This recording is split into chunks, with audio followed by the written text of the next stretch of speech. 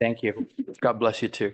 Okay, the audio is going on. Okay, so just for a few minutes, we're going to look at Zechariah 12.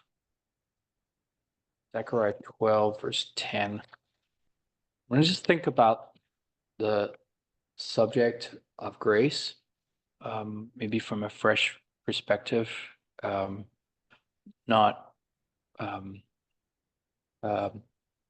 not for salvation, and then, living my Christian life by another policy, but for my relationship with God as a saved person, and then it means that I grow, but the way that I grow.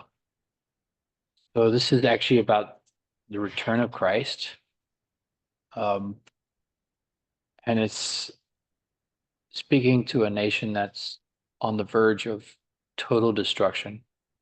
It's written by Zechariah. That's why it's called Zechariah.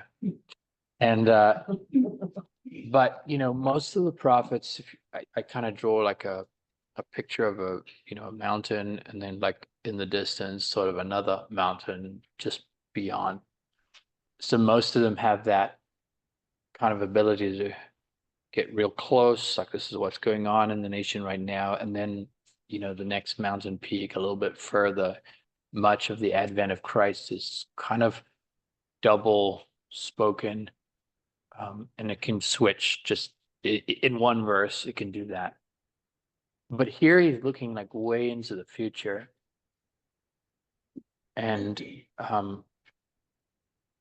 verse 9, it shall come to pass in that day that I will seek to destroy. This is, by the way, the location is Megiddo, which is a mountain in the valley of Jezreel in the north. Where's, sorry, Zechariah 12, I'm sorry, 12. And I've been there. It's a humongous valley, humongous kind of plain, actually. And some of the biggest military bases in the country are there. And I will seek to destroy the Goyim nations that come against Yerushalayim, against Jerusalem, and I will pour upon the house of David. So this is really the nation. I will pour upon the house of David and the inhabitants of Jerusalem the spirit of Chen, the spirit of grace there. There's a few words. There's Hanan, which is where Chen comes from. There's the big one, which is many times translated loving kindness, which is the closest equivalent, and that's chesed, which is really one of the closest equivalents to grace in the New Testament.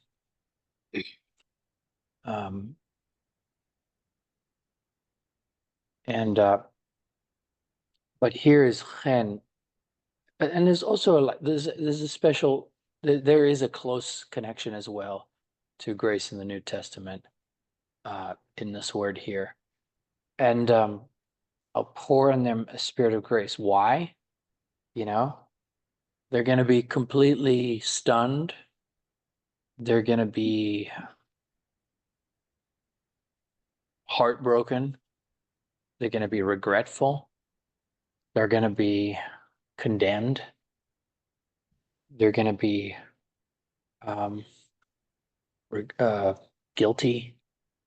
The picture that foreshadows this time is actually Genesis 48, 49, 50, 48, 49, when Joseph is revealed to his brothers, and they realize this one that we rejected is actually our brother. And I'll pour out the spirit of grace and supplications, and they shall look upon me whom they have pierced. And that word upon is very special. It actually is that they will look unto, or they will look in expectation from, And you can imagine this nation who has been partially blinded because of self-righteousness for many years as a nation. Of course, many individual Jews have become born again. Um, but there's a hardened heart, there's a blind spot, and it says they'll look in expectation, meaning they're going to look in faith. And this goes very much with Romans 9, 10, 11, where or Israel at that stage will be saved. It'll be like this complete circle where he, started off with the gospel to Abraham, and then you have examples of God's heart for the Gentiles coming out with, with Rahab, right? You've got examples. Jesus quoted them in his first message, and they hated him for it. Of you know, the widow from Zarephath. Weren't there many in Israel? Why did he get sent to that one? You also get it with Naaman, right? The Syrian general. Were there many lepers in Israel? Why did he go for that? And they're like, one part of it is like, why would you even bring up people that hate us, right? People that are like our enemies. And God's plan has been that the gospel would go out, right? And then it did. You also see it in Acts where the church is scattered, and it says many would speak to Jews only, but some spake to Greeks as well, and the hand of the Lord was on them, And then you have them going out, and then you have a little bit of a schism in Galatians 2 and Acts 15, where there's this kind of, separation. And then the gospel goes out, and we're now provoking them to jealousy. But this is now this culmination where it kind of comes back. And God says, I'm not content, for the children to get the bread. Sorry, for the dogs to get the bread only, and my children are going without, right? For centuries, for millennia. And you find as Christ comes back to them that they realize this is it. And it says he'll pour out a spirit of grace. This is the same word for in Genesis 6:8, where Noah found grace in the eyes of the Lord. Chen. And it's such a foreign concept to us, We're saved by grace, but our mentality is so antithetical to grace as a new believer. Maybe we understand it in part, like, wow, I feel clean. I've been given what I don't deserve. But really, our whole life growing up, we've been told, you do well, you get a reward. You do bad, you get punished, right? And so it should be the human discipline, right? And that's how we run nations, and that's great. But when we get to our relationship with God, like if he were to limit it to what I do, right? It would just, he couldn't have a relationship with us, because even when I do it my best, right, I find evil is present with me. And so, Noah, I used to read that verse like Noah was the most awesome guy on the earth, and he just never did anything wrong, and he obeyed God. He was perfect. He was amazing, and therefore God rewarded him with favor. But it doesn't say that. It says Noah found what? Grace in the eyes of the Lord. There was a pastor in Canada, and he had a woman that was really struggling with thoughts of unworthiness and just striving to please God, and just like knowing she falls short, and just an inability to relax and just rest in my relationship with God, right? And condemning herself, Romans 8:1, comparing yourself with others, which is not wise, we know that. And then also judging others, and then being like just self-occupied, like the things I do, I don't want to do, the things I should do, I don't do, Romans 7, 19 times. And he said to her, you're Your problem is that you connect God's dealings with you always to what you do. Kind of like you're plugged in and you're always connecting how he treats you with what you do. If you're doing great, you expect him, that he kind of owes you something. Job kind of messes that up. And if he blesses you with something, you assume you're doing great, right? And what you need to do, and your entire self-image is based on what I do, So if I'm doing great, then I'm accepted before him. And if I'm not, then obviously I'm not. And that's just natural thinking, right? That's, Romans 6. That's Romans 6, the mind that is dominated by me, by the flesh. And by the way, the flesh is not just the old sin nature. The flesh is like who you were born as, the good and the bad. John 3:3, that which just 3:3-6, that which is born of flesh is flesh. It's like you in Adam, you in your natural self, the good, the bad, and the ugly.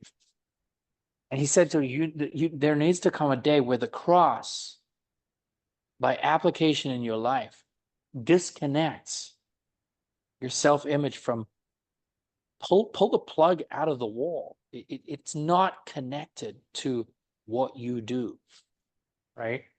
But it's connected to something that's eternal, something that's finished. It's connected to what he's done. She got it. And she was completely liberated. I see in the eyes of God, Chen. It's there's another one. If in the Hebrew, if you add an m after a mem after it, Chen, and it's pronounced chinim, chinam. Sorry.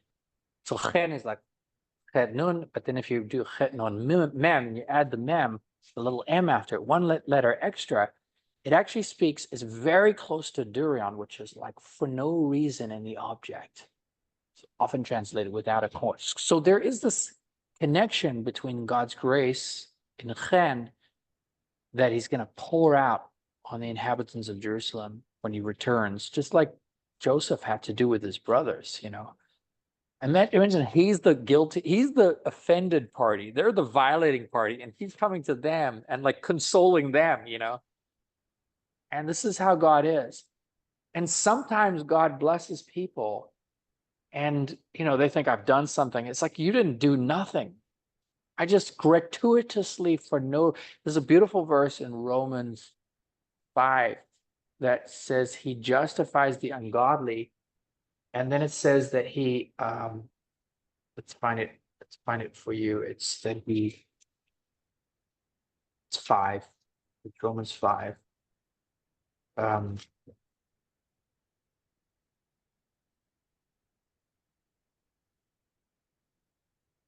Get the reference because it's a good, being justified by his grace. Where is that? I'm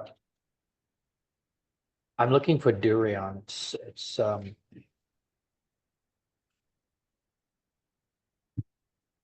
being justified freely by his grace. That's the word. That we're justified freely by his grace. We'll get the reference now. Okay, it's 3:24. There it is, 3:24 of Romans. And that's durion. That's the Old Testament, that's the New Testament equivalent of chanim, which is chinam, which is that God decides to give me the gift of righteousness for no reason in the object. I like getting free things. I like paying for things too. I like getting what I pay for. I hate not getting what I pay for.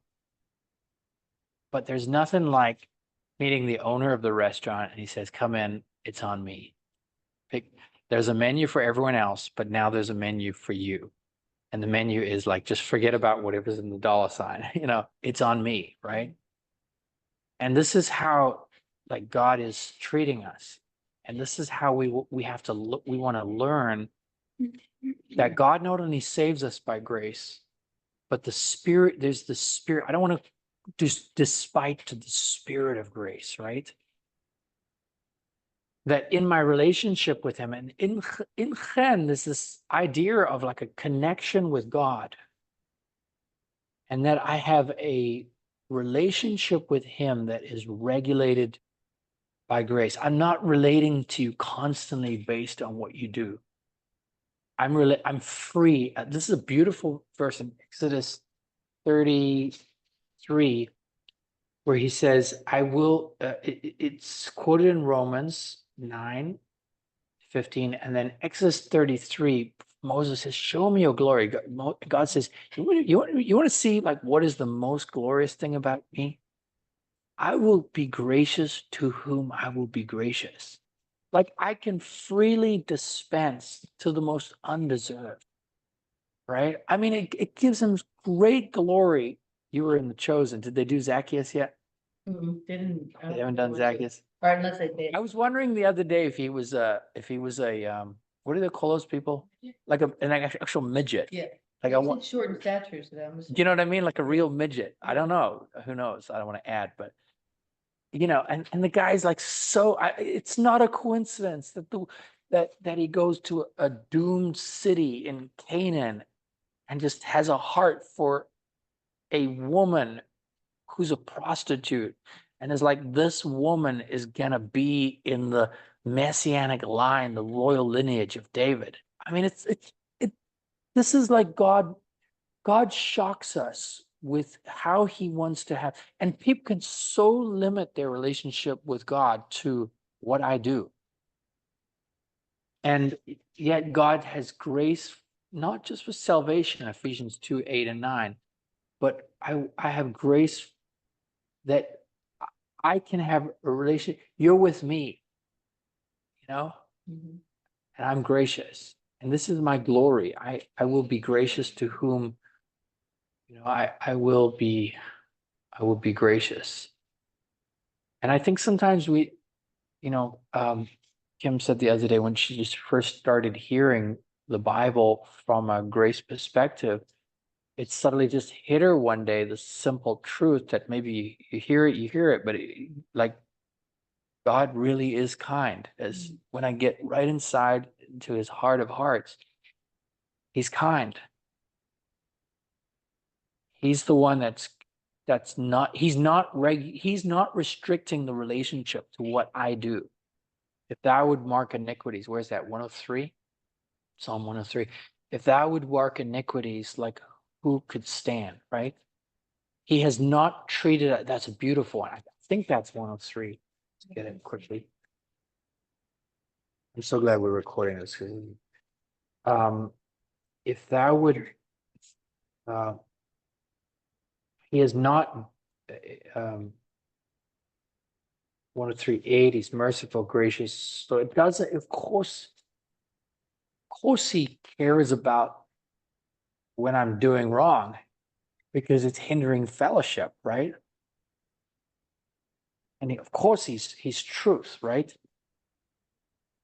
But this is amazing. He says, thou art merciful, gracious, slow to anger, plenteous in mercy. All right. He will not always chide nor keep his anger forever. 103:10, he's not dealt with us after our sins nor rewarded us according to our iniquities.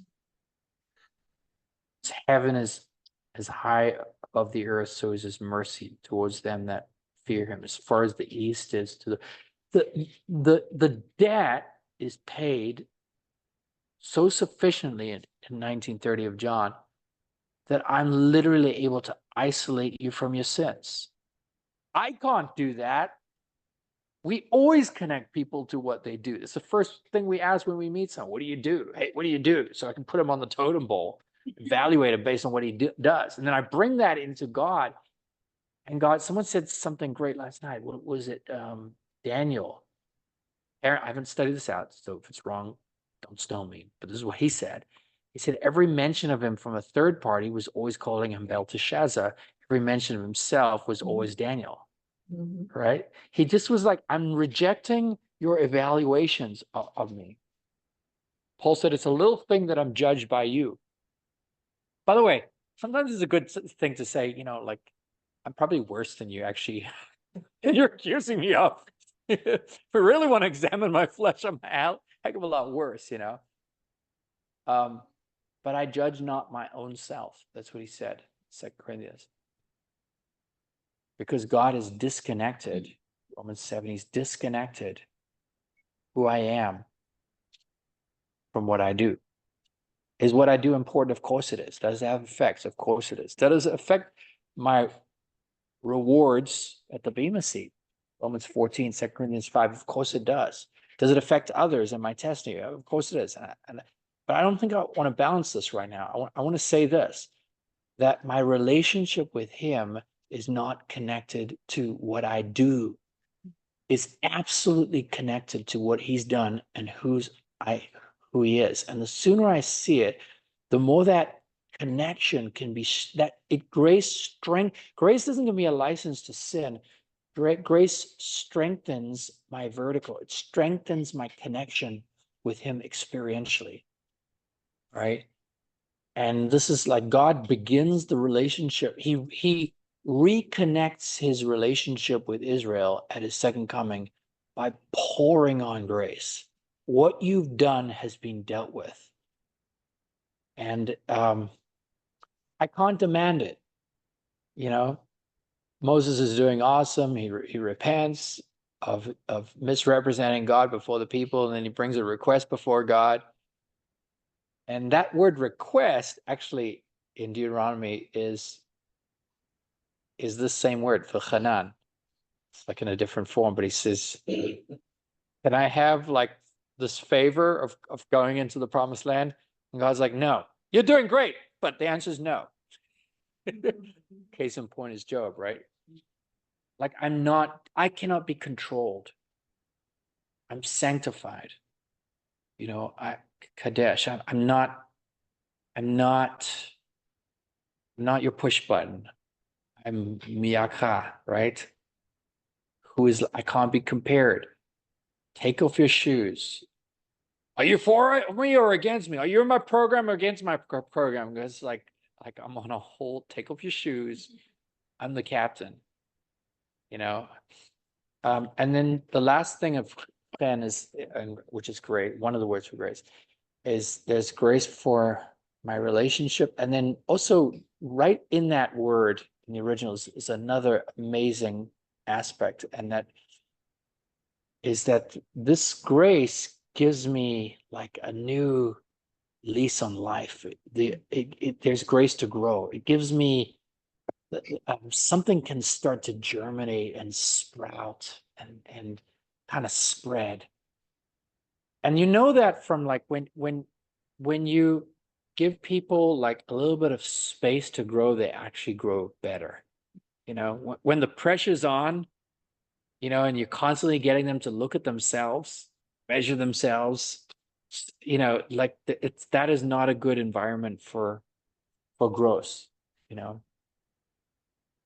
Peter was very legalistic, but at the end of his last epistle, 2 Peter 3:18, he says, grow in grace and knowledge of our Lord Jesus Christ. I'll leave you with one verse, and it's a picture in Job 14:7 of a tree, and it says there's hope of a tree. And by the way, that's Job, but it's also us many times.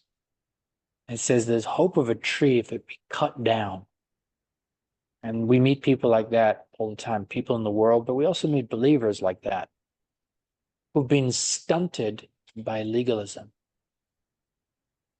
Someone said, I went to a church and the first thing they were interested is that I changed my clothes and I cut my hair.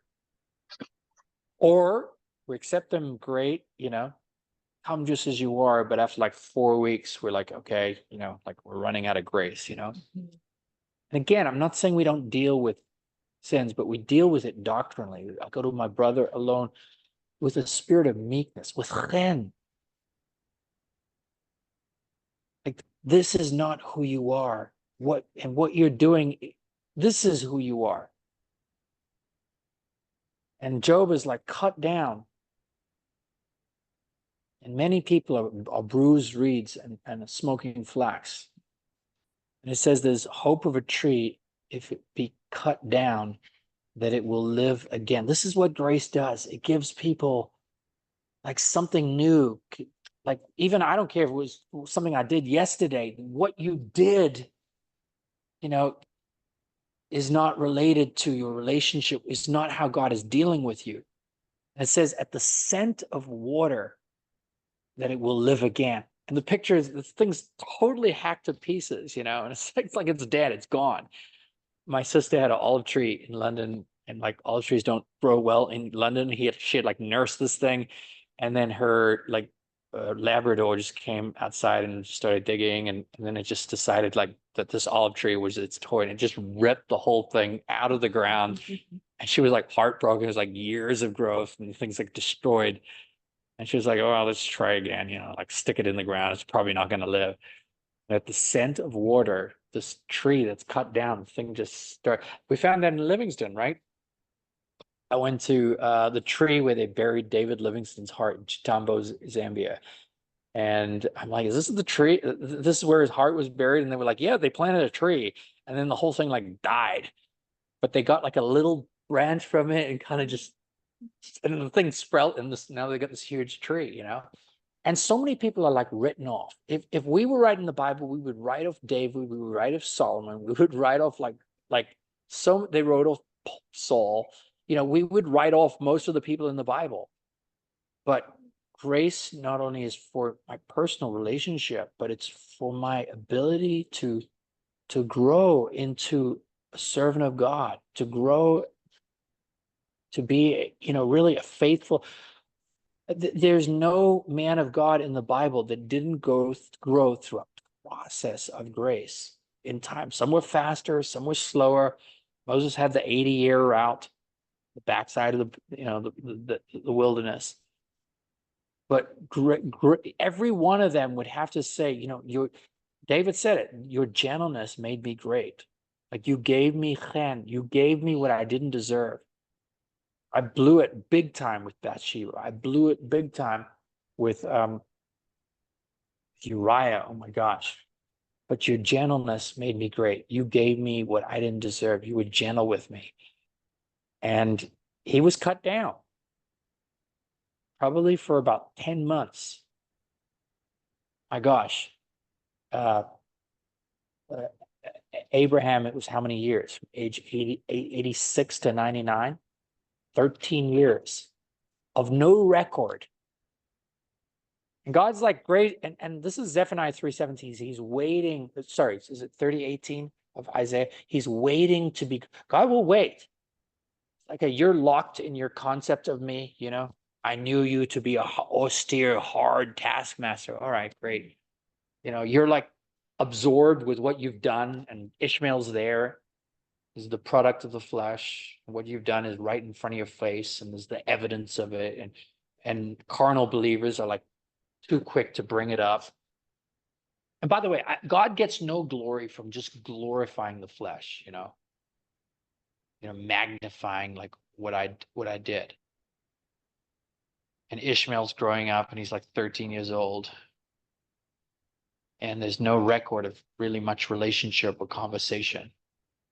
And God's like, I'm exactly the same right now. You've aged a bit, you've gotten grayer, and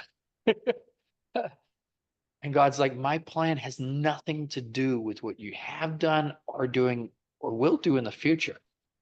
Again, I'm not trying to excuse asinine behavior, but I am saying Chen is something that is so foreign to our natural thinking. God is saying, this is how you have a relationship with me, and this is how you grow. Grace. And he pours on us the spirit of grace. So, is that a good one? Yeah. So I don't know, maybe any like thoughts or additions, or even from Micah. Disconnecting everything from what I do and connecting it to who he is. Right? What did Job's brother comforters say? this is happening because of what? What did you do? What you've done, you know? And I'm not, and we're not, yeah, we're unburdened from what has been. And I, and I, and I'm not saying, that, there are consequences. Sometimes it is because of what I've done, but that's discipline because he loves me, right? And And by the even that way, didn't take him by surprise. say that again. I said, even that, it's not like that took him by surprise. I mean, Yeah. when he accepted me before the foundation of the earth, he chose me. He knew every Okay. sin I Got was it. going to commit, every single Yeah. sin I was going to commit. So right in the middle of my worst sin ever, which may still be yet to come, he loves me just as much. Yeah. He knew it was going to happen before he chose me. So Yeah. It was all taken into consideration, known full well, and then nailed to the cross. For us, the problem is we're living in time, and I see it, and it's in front of me. It's kind of like the children of Israel seeing the snakes. Are they real? Absolutely. Is it painful? Yes. Right. But for him, he's out of time, and he's not shocked. Right? He's not shocked with Adam. He's not. A leader falls, right? And Christians are like so shocked. I'm not shocked. I'm not shocked when a believer falls. Because there's a devil, there's a world, and there's a sin nature. And by the way, I don't want to, it doesn't glorify God for me to like uncover and investigate and like look at. It's kind of, what I feel like when a leader falls. You could have two responses. The one is Ham, the other one is Shem and Japheth, right? Ham goes in, he's like, guess what happened? He's a gossiper, right? Shem and Japheth realize that God is bigger than this, you know? And they're literally like agents of mercy, aren't they? They're like, and they walk in and they go in backwards, honorably. And they bring that, that garment of righteousness, and they cover him. Yeah. Chen. Chen. It's beautiful. Anyone else? Maybe additions or a dream you had about a coffee shop or whatever you like. I don't know. About the love of God. Yeah. It's so foreign, isn't it? And people are so rigid and locked into this, if I do well, then, and it well, I results feel in, like it's sorry. Mhm. Go ahead. I feel like it's so subtle. Like I'll catch myself thinking, well, I better pray about that or God won't bless it. Or I Right. better, I better pray about this in the right way. Did I remember to pray about that? Will God bless that because I forgot to pray about it? It's based Yeah. on my behavior, not on his goodness, you know? Yeah. Yeah. Our convention, during the ladies' tea, there was a lady that spoke that was talking about meekness, definition of meekness being that understanding and proclaiming the goodness of God in every situation. Hmm. And when you're looking at it in that way, it's no matter how something comes out, you're in a car accident, a kid gets hurt and breaks his arm. You're recognizing, understanding, and proclaiming that God is good in the situation because he allowed it to happen. It's Mhm. not based on us. We couldn't, like a kid breaking the arm. You can't stop the kid from breaking the arm. He's gonna climb the tree. You just know it. Yeah. And it's gonna happen. But God, in his goodness, provided a way through a hospital for him to get help and to get out of pain and to heal and